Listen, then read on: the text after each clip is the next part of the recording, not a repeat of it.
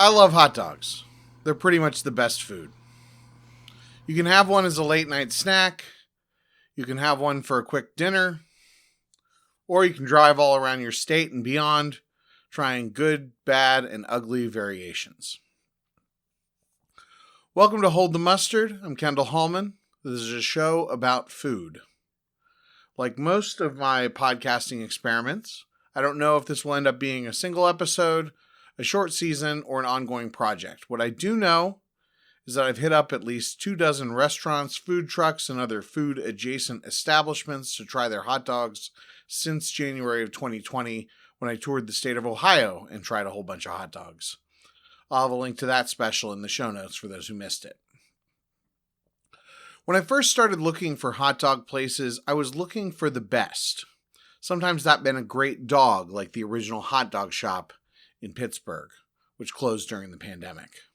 Sometimes it meant trying to surprise the customer with weird toppings like Dirty Frank's in Columbus or Pink's in Los Angeles.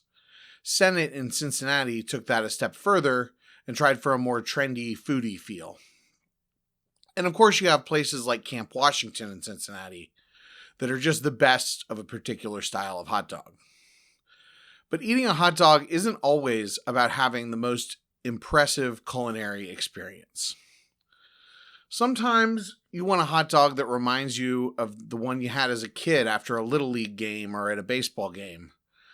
Sometimes you're out in the city and you just need something simple and affordable to get you through until dinner at an expensive restaurant. This is where I love hot dog stands. We don't have many in Columbus, but occasionally I find myself in a big enough city or a busy enough area to find one. When I was recently in Morristown, New Jersey for a Star Wars card event, I found a little hot dog stand. Parked just outside the Morristown Green, a little park in an urban area of the city, Sophie's Hot Dog Stand is run by Sophie Shea, a little old lady who only takes cash, but you can pay her next time if you need to. Hot dogs are $2 and change, and you can get 2 dogs, chips, and a soda for a few bucks more. But I don't live in New Jersey, I live in Ohio. Luckily, it seems like every small town in Ohio has a little drive-in or ice cream shop that has a full menu of items that scratch that same itch. In Mount Sterling, Ohio, we have the Dairy Freeze. About 10 minutes off of I-71, this place isn't too out of the way on a road trip between Columbus and Cincinnati. I talked myself out of trying their soft serve, but the presentation of their ice cream cones made it very tempting. This is the kind of place where they train the employees how to get that perfect curly Q on top.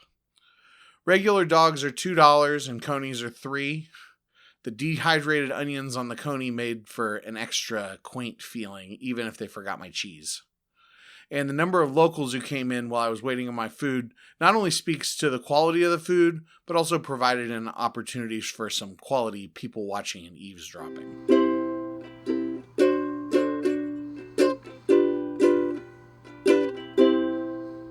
My in-laws live in the small town of Sidney, Ohio. Whenever my wife and I visit, we frequent local and regional restaurants, like Lee's Famous Recipe Chicken and Casano's Pizza. But during the summer months, we have the opportunity to get hot dogs and floats from the Sidney B&K Root Beer Stand, a drive-in where they take your order and bring the food right out to your car. The menu is almost like something you'd see at a pool, full of various snacks and candies, but they've also got hot dogs, kraut dogs, and what they call Spanish dogs, their take on a chili dog. Not to mention my personal favorite, the shredded chicken sandwich. Chicken cooked in a crock pot with cream of chicken soup and thickened with Ritz crackers. It's something that the ladies at church used to make us for youth group growing up, that you just can't get anywhere besides these little small town drive-ins. And the root beer is so good. It's creamy and sweet with light carbonation. Add a scoop of vanilla ice cream and you're all set for an evening helping your in-laws set up their Roku. About an hour north of Columbus on I-71, at the same exit as Grandpa's Cheese Barn, which has its own terrific hot dogs, is the Ashland Worcester Drive-In. After another hot dog place was closed for Labor Day weekend, my wife and I gave it a try on a whim. I didn't have the guts to try their pickle dog, a deep-fried pickle on a bun with fire sauce, coleslaw, and I forget what else. But their roast beef was decent, their fries were amazing, and the hot dog was exactly what we were hoping for. I got a coney dog with onions and cheese, and it was a simple and fairly sweet chili on a mild dog. Like the others I've talked about today, they're not trying to reinvent the wheel, but they do what they do incredibly well. What if you don't want to drive all over the state for a decent dog? What about chains that serve hot dogs? Like anything, these are hit and miss, but there are a few that I've enjoyed. Unfortunately, Wiener Schnitzel and Nathan's Famous aren't anywhere near me, so I can't speak to their quality. Dairy Queen, Sonic, and A&W, as well as a handful of other places, all do a decent hot dog. But you often roll the dice on customer service and how fresh the hot dog, bun, or condiments are, especially if one of those condiments is chili. I do have a few go-to chains, though. On the first special, I mentioned Skyline Chili and was a little harsh on it. The dog that I tried for that tour was probably the one exception to the excellent conies I've gotten from them before or since.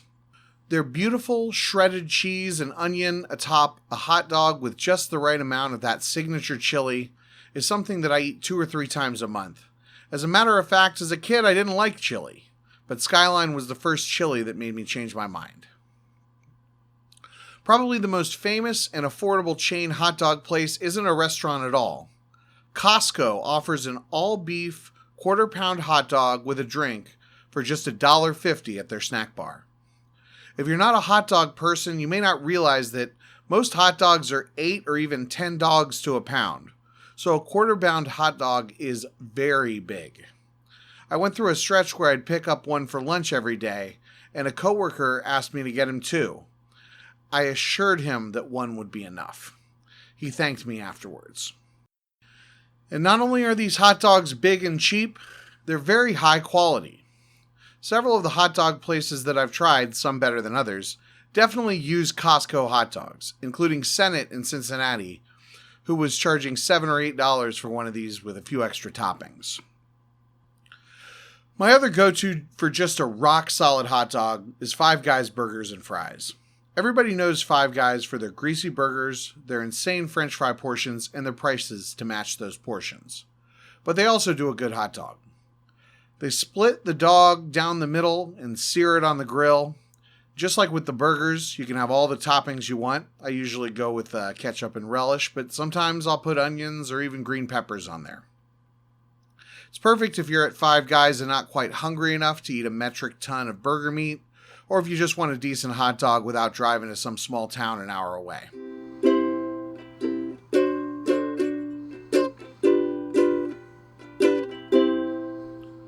But what if you're willing to travel and you're looking for something really special? Well, I've got a few recommendations there as well. Technically, I'm taking a little bit outside the realm of hot dogs into sausage. Schmidt's Sausage House is a Columbus, Ohio-based German restaurant that specializes in their sausages. Most famously, their Bahama Mama, a smoked sausage that packs quite a kick. I'm someone who's very particular about these sorts of things, but I just love their bratwurst as well as their milder mama, a milder version of the Bahama Mama that doesn't have quite as much heat, but still has plenty of flavor and just a little bit of spice. Like Dirty Frank's, Schmidt's is a kind of tourist destination, but it exceeded my expectations the last time I visited. On top of everything else, their pretzel bites have a crunch like they may have been made in a deep fryer, and they're served with the best beer cheese I've ever had.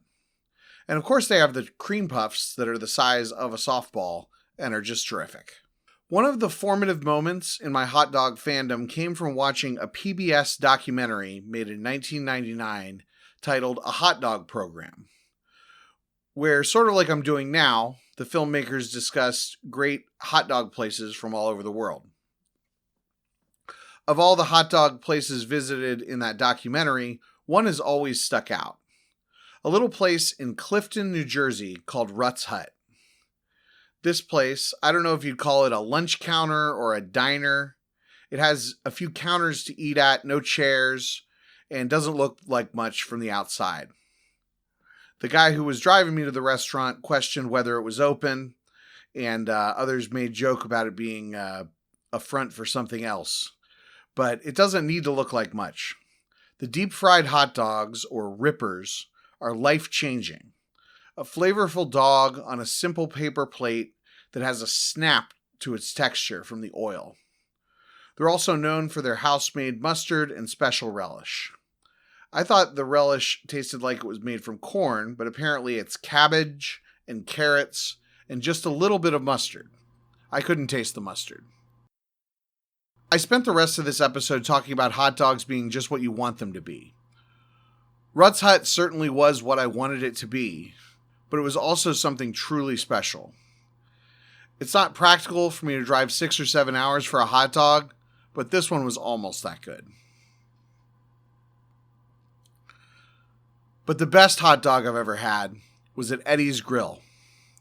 Located in Geneva on the Lake, on the shores of Lake Erie, my grandmother told me it was a world-famous hot dog place when I was staying with my grandparents one summer when I was about 10 or 11. The beef dogs made on a greasy grill, almost greasy enough to give them that deep-fried snap. The buns are toasted and you add your own condiments, choosing from a wide variety of sauces and pickled vegetables. Again, I usually stick with ketchup and relish, but sometimes I'll venture out. The root beer is also house-made and really something special. That's all I've got for you today. There are so many more things I could say about hot dogs. What about making hot dogs at home? What about negative hot dog experiences? What about the famous places I haven't been, like Gray's Papaya or the Varsity? On the next episode of Hold the Mustard, I'll be putting hot dogs on the back burner and focusing on a little seasonal treat, chili. For the next episode, I've set up a voicemail. Do you have an amusing anecdote about chili? Do you have an opinion about Cincinnati chili? Beans or no beans? Anything along those lines. You can call and leave a message at 267-536-2278. That's 267-KENCAST. Until next time, I'll take one with everything. Hold the mustard. This podcast is a production of the KendallCast Podcast Network. If you'd like to support the show, you can go to patreon.com/KendallCast or make a direct donation through the PayPal link at kendallcast.ninja. Thanks for listening.